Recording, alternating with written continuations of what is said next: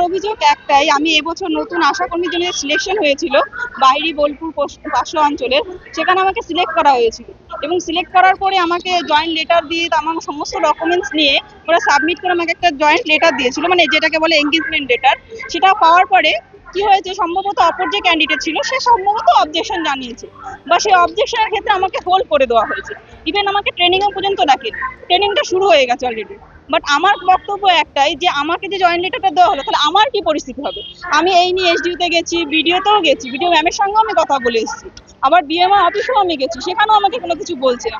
আমাকে অন্তত বলবে যে তুমি কাজটা পাবে কি ভালো মন্দ, যদি আমি কাজটা না পাওয়ার হই তাহলে আমাকে জয়েন করালো কেন?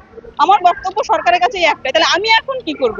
আমি যে কাজটা পেয়েছি আমার গোটা গ্রাম জানে, আমার গোটা এলাকা জানে, আমার যে মান সম্মানটা লস হলো সেটার দায়িত্ব নেবে সরকার। ভুল করবে আর আমি কেন দায়িত্ব নেবো? আমাকে কেন এই কাজটা দেওয়া হলো? তাহলে কাজটা দেওয়ার পর আমাকে এখনো পর্যন্ত ডাকছে। আমার একটাই আবেদন, আমাকে কাজটা ফিরে পেতে হবে বা আমাকে কাজটা দেওয়া হোক।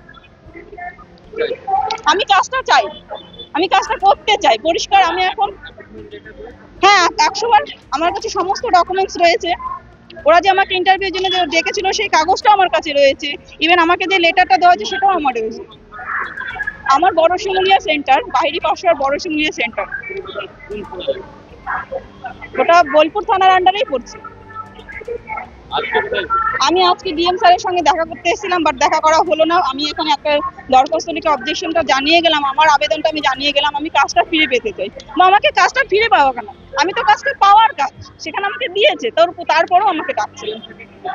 আমি ডিএম স্যারকে একটাই আমার বক্তব্য, আমার এই কাজটা আমাকে দেওয়া।